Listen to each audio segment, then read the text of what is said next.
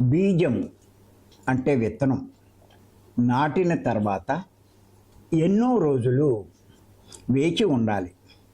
అలా వేచి ఉన్నప్పుడు శ్రమ వృధా అయినట్లు కనిపిస్తుంది. కానీ కొన్ని రోజులు వేచి ఉంటే ఆ బీజం పగిలి మొక్క బయటకు వస్తుంది. పడిన శ్రమ ఫలిస్తుంది. అలాగే శ్వాస మీద ధ్యాస ధ్యాన సాధన చేసేవారు ఫలితం కోసం ఎన్నో రోజులు వేచి ఉండాలి.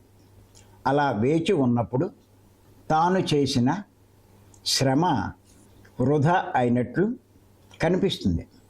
కానీ నిరుత్సాహపడకుండా అలాగే ఈ శ్వాస మీద ధ్యాస కొనసాగిస్తే ఏదో ఒక రోజు ఫలితం దానంతటా అదే వస్తుంది. మీరు పడిన శ్రమ ఫలిస్తుంది. ఈ ఉపమానం ధ్యానం చేసే ప్రతి ఒక్కరూ బాగా అర్థం చేసుకోవాలి. కొంచెం డీటెయిల్గా చెప్పుకుందాం. ఎందుచేతనంటే ఏదైనా సరే ఇలా చేయగానే అలా ఫలితం రావాలనుకుంటాం మనం. లోకంలో ఉన్న అవగాహన ఏంటంటే అలవాటు. మీరు ఏదైనా షాప్కి వెళ్ళినప్పుడు వాడు ముందు సరుకిస్తేనే తర్వాత మీరు డబ్బు ఇస్తారు. అంటే ముందు ఫలితం రావాలి, తర్వాత మీరు ప్రతిగా మీరు ఇవ్వాల్సింది చేస్తారు.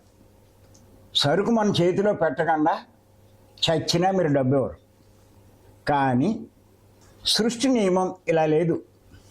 మీరు చెయ్యవలసింది చేస్తేనే రావాల్సింది వస్తుంది.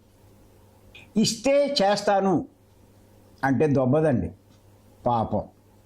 చెయ్యవలసింది చేస్తే అంటే ఎంత చెయ్యాలో, ఎంతకాలం చెయ్యాలో, ఎలాంటిది చెయ్యాలో, దేనికి మీరు ఆశించిన ఫలితం రావాలి అంటే సాధనలు మార్చి, గురువుల్ని మార్చి, మాస్టర్ని మార్చి తిరిగితే అనుకున్నది ఎలా వస్తుంది? ఇక్కడ చెయ్యవలసింది చేస్తే అని చెప్పుకున్నాం, పొందవలసింది పొందుతాం. ఇప్పుడు మీరు పొందవలసిన దాని గురించే మీరు ఈ ధ్యానం చేస్తున్నారు.